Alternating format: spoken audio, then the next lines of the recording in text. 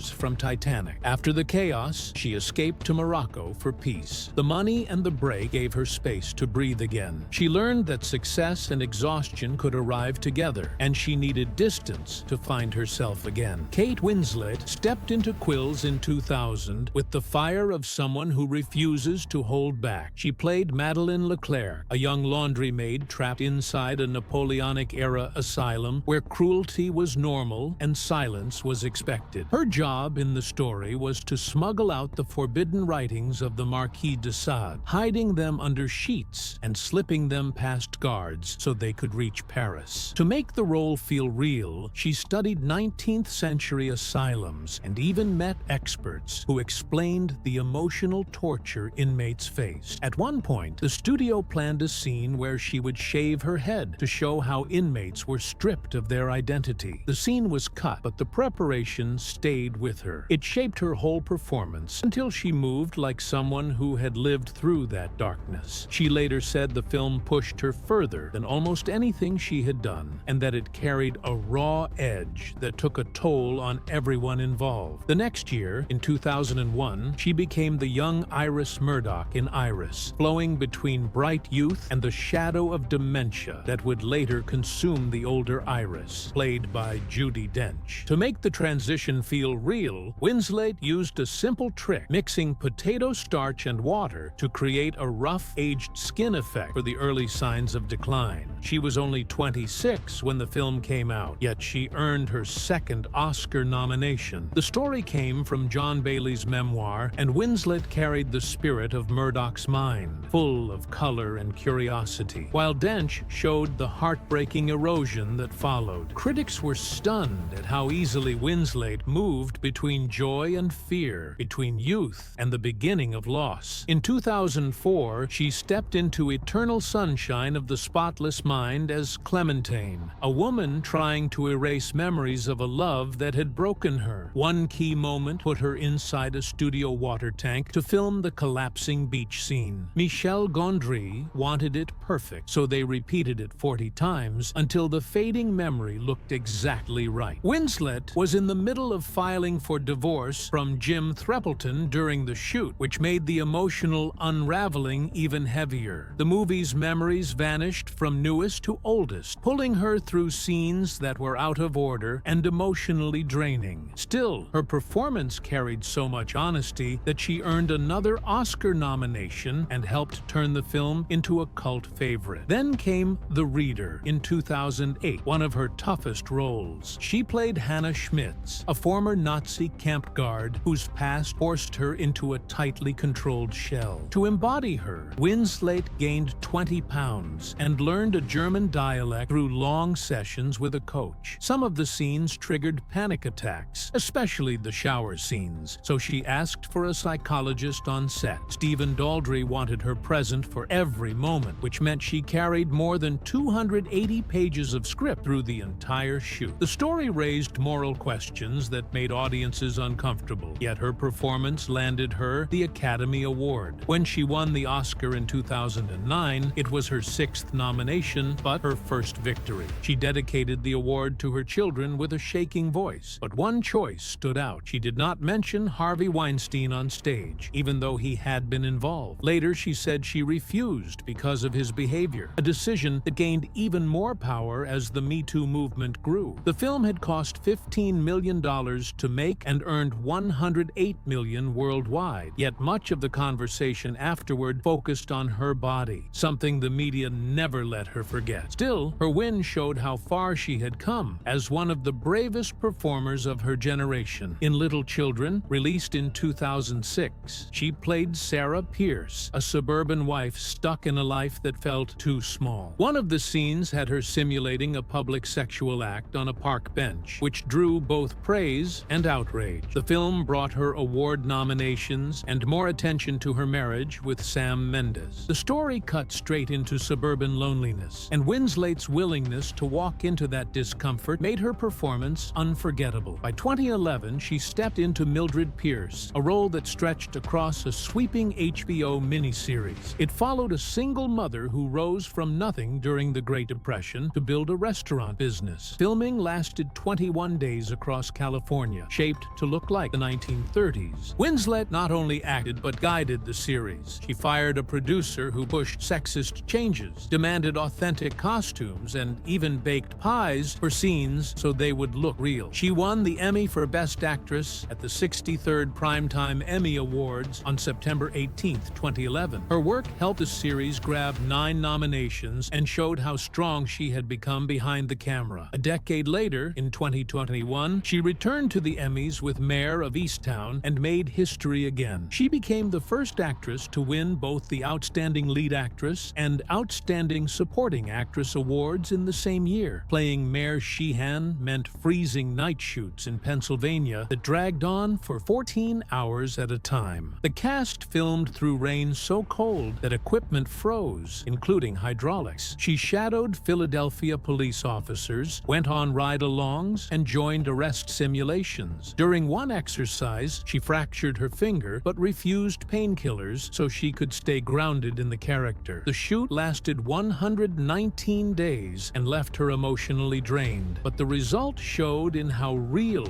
her performance felt. Her training for Mayor of Easttown went even deeper. She spent weeks with police officers practicing the physical steps of arrests until her body moved without thinking. Filming ran from May to November 2020 and pushed everyone to their limit. Some of the young actors had to run through icy rain under an underpass until their teeth chattered. Winslet's insistence on staying in character, even while injured, helped give the series its weight and grit. In 2023, she shifted to I Am Ruth, a Channel 4 drama filmed over 6 weeks in England. She played a mother trying to help her daughter survive a sexting scandal pulled from real UK cases. Her BAFTA-winning performance pushed her to speak out during the ceremony, saying, "We want our children back," a plea for families battling online dangers. Behind the scenes, she argued with producers about graphic phone footage she believed went too far. She fought to protect the story's dignity, and the final result earned praise for confronting a painful modern crisis. Then she stepped behind the camera for Goodbye June, her directorial debut coming in 2025. She directed, acted, rewrote, and even self-funded the film with £2 million. The story followed a grieving widow and featured Toni Collette and Helen Mirren. Filming in Cornwall hit delay after delay during the COVID lockdowns, but Winslet pushed the project forward. The script came from Joe Anders, her son, creating a rare family collaboration. Crew members had been asking her for years why she had never directed. Goodbye June became her answer, and her way to create space for more women to lead. In 2024, she transformed again for the regime as Chancellor Elena Vernham. She trained for 6 months to master a strange European accent. She studied speeches from real leaders, recording herself day after day until the voice became second nature. Her dark, funny, unsettling performance grabbed critics and earned a Golden Globe nomination. It was a reminder that she could still surprise audiences even after decades of fearless work. Beyond film, her heart has stayed tied to activism. In 2010, she co-founded the Golden Hat Foundation after meeting Margaret Eriksdotter and her autistic son, Kelly. The name came from Kelly's poem, and the mission focused on creating supportive campuses offering 24-hour care, education, and job training. By 2025, the foundation had raised millions and helped thousands of families. Winslet did not just attach her name. She organized campaigns, hosted events, and pushed for policy changes, believing legacy should mean helping others breathe easier. At the 2025 BAFTAs, she sparked a new conversation when she re-wore her 2016 Armani gown as a statement about sustainability. People all over the world praised her for proving glamour did not need waste. In her 2023 film Lee, she also brought a bold reminder of aging with grace. At age 47, she recreated Lee Miller's famous 1945 bathtub photo, shot by Annie Leibovitz for Vogue. It echoed her Titanic scene, but carried a different message. She wanted to show confidence, history, and truth, rather than nostalgia. Her private life has been full of storms she rarely talks about. She married Jim Thrappleton in 1998 and welcomed Mia in 2000. The marriage ended in 2001. She married Sam Mendes in 2003, had her son Joe that same year, and divorced in 2010. Her third marriage to Edward Abel Smith, known as Ned Rock'n'Roll, ended in 2018 after the birth of their son Bear in 2013. In 2011, she hid in a car during her divorce from Mendes, shielding her children from paparazzi. She has faced custody battles, press harassment, and constant scrutiny, yet chose silence over spectacle. Her ability to protect her children while remaining at the top of her field showed a strength most people never see. In recent years, she has spoken more openly about beauty. In 2025, she talked about rejecting Botox, saying wrinkles were life's history. She even joked about starting the British Anti-Cosmetic Surgery League with Emma Thompson and Rachel Weisz. Her style leaned toward comfort, oversized jackets, jeans, and confidence rather than trends. Her honesty helped many fans let go of pressure and embrace their own aging. By 2025, she also earned a BAFTA nomination for producing Lee, a project she carried for 8 years. years with fierce determination. When the financing nearly collapsed, she and producer Kate Solomon paid to keep it alive. The film earned $29.7 million